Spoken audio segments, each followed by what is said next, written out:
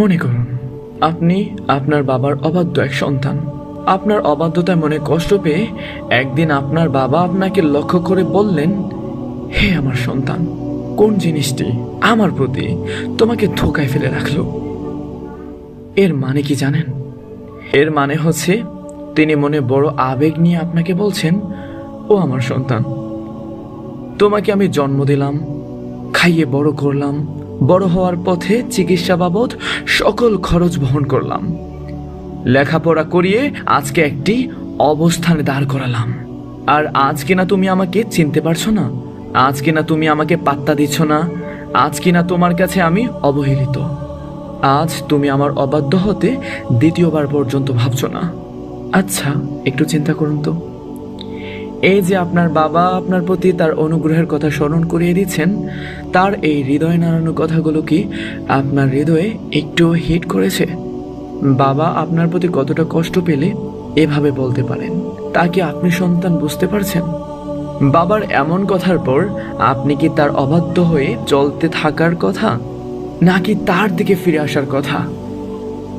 আপনার বাবা যদি আপনার প্রতি তার অনুগ্রহের কথা স্মরণ করিয়ে দিলে আপনার হৃদয়ে নাড়া দেয়, তবে যে রব আপনাকে সৃষ্টি করে অসংখ্য অগণিত নিয়ামতের মধ্যে ডুবিয়ে রেখেছেন, যে রব আপনার বাবার যে লক্ষ কোটি গুণ দয়ালু, সেই রব যদি তার নিয়ামতের কথা স্মরণ করিয়ে দেন, তখন আপনার হৃদয়ে কি পরিমাণ নাড়া দেওয়ার কথা তা একটু ভাবুন তো। আল্লাহ এই পৃথিবীর প্রত্যেকটি মানুষের কাছে প্রশ্ন রাখছেন যে, يا أيها الإنسان ما غرك بربك الكريم الذي خلقك يا أيها الإنسان ما غرك بربك الكريم الذي خلقك فسواك فعدلك। হে মানুষ, কোন জিনিসটি তোমাকে তোমার মহামহিম মালিকের ব্যাপারে ধোকায় ফেলে রাখলো? যিনি তোমাকে সৃষ্টি করেছেন, অতঃপর তিনি তোমাকে সোজা সুঠাম করেছেন এবং তোমাকে সুবিন্যস্ত করেছেন। তিনি যেভাবে চেয়েছেন সে আঙ্গিকেই তোমাকে গঠন করেছেন।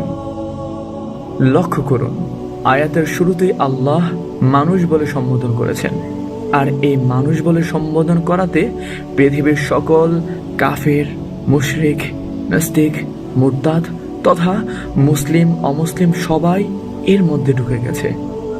ফলে সম্বোধনের পরে আল্লাহ যে কথাটি বলেছেন সে কথাটি সবাইকে উদ্দেশ্য করে বলেছেন, হে মানুষ, কোন জিনিসটি তোমাকে তোমার মহামহিম মালিকের ব্যাপারে ধোকায় ফেলে রাখলো? যদিও আমরা দেখতে পাচ্ছি এটি একটি মাত্র বাক্য, কিন্তু এর ভিতরে আরো বহু বাক্য লুকিয়ে আছে। চিন্তাশীল মাত্রই এ বাক্যের গভীরতা বোঝার কথা। আল্লাহর এভাবে বলার মানে কি জানেন? আল্লাহ বোঝাতে চাচ্ছেন, ও আমার বান্দা, মায়ের পেটের ভিতর থাকতে যখন তোমাকে দুনিয়াবাসীর কেউ চিনত না, যখন তোমাকে কেউ দেখাশোনা করতো না, তখন এই আমি আল্লাহ তোমাকে চিনতাম, তখন আমি আল্লাহ তোমার দেখাশোনা করতাম। মায়ের পেটে নাপাক পানি অবস্থায় থাকতে যখন কারো কাছে তোমার দাম ছিল না, তখন এই আমি আল্লাহর কাছে তোমার দাম ছিল। মায়ের পেট থেকে বের হওয়ার পর যখন দুনিয়ার কোনো খাবার তোমার উপযোগী ছিল না, তখন আমি আল্লাহ তোমার মায়ের স্তনে তোমার উপযোগী খাবার প্রস্তুত করে রেখেছিলাম। আর আজ কিনা তুমি আমাকে চিনতে পারছো না? আজ তোমার আচরণ বলছে তোমার প্রতি আমার দয়ার কথা তুমি ভুলে গেছো, তুমি আমার প্রতি কৃতজ্ঞ থাকতে পারোনি। ও আমার বান্দা, অন্যান্য মানুষের মতো সেদিন তোমারও হাত ছিল, কিন্তু সে হাত দিয়ে তুমি কিছু ধরতে গেলে তা পড়ে যেত।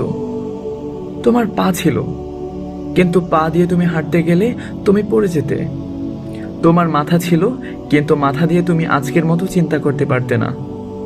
তোমার মুখ ছিল, কিন্তু তোমার সে মুখ দিয়ে তোমার মনের ভাব প্রকাশ করতে পারতে না।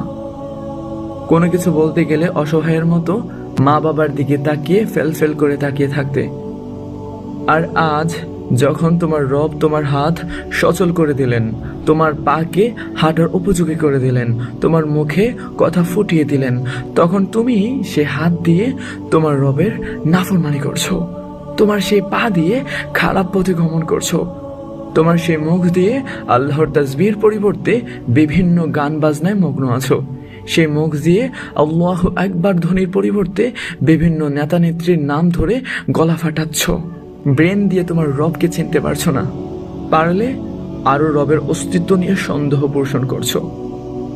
বান্দারে, তোমার প্রতি তোমার রবের এত এত এহসানের কথা কিভাবে তুমি ভুলে যেতে পারলে? কিভাবে?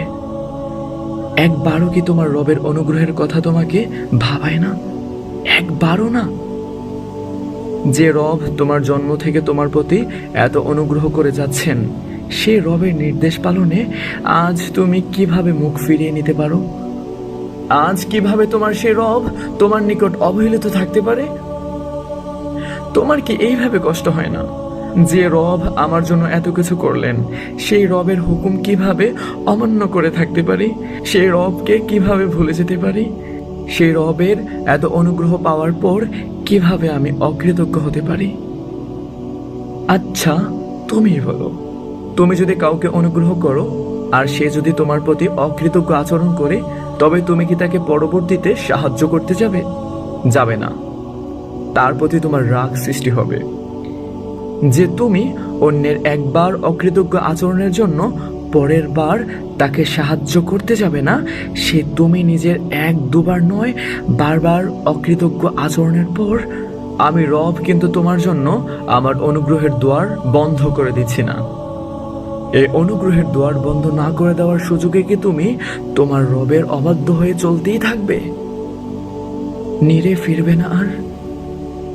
কোরআনের যে আয়াতটি নিয়ে এতক্ষণ আলোচনা করলাম, সে আয়াতটি অশ্রুসিক্ত হওয়ার মতো একটি আয়াত। আয়াতটির অন্তর্নিহিত অর্থ বুঝতে পারলে আপনিও অশ্রুসিক্ত না হয়ে পারবেন না। বিশ্বাস করুন, এই আয়াতটি পড়লে কিংবা তেলাওয়াত শুনলে আমি আমার চোখের পানি ধরে রাখতে পারি না।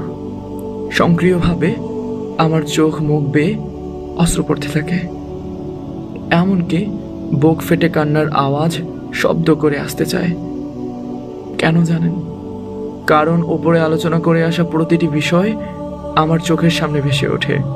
আল্লাহর নিয়ামতের স্মরণ আমার সামনে প্রশ্ন রেখে বলে, এত নিয়ামত পেয়েও কোন জিনিসটি তোমাকে তোমার রবের প্রতি গাফিল করে রাখলো?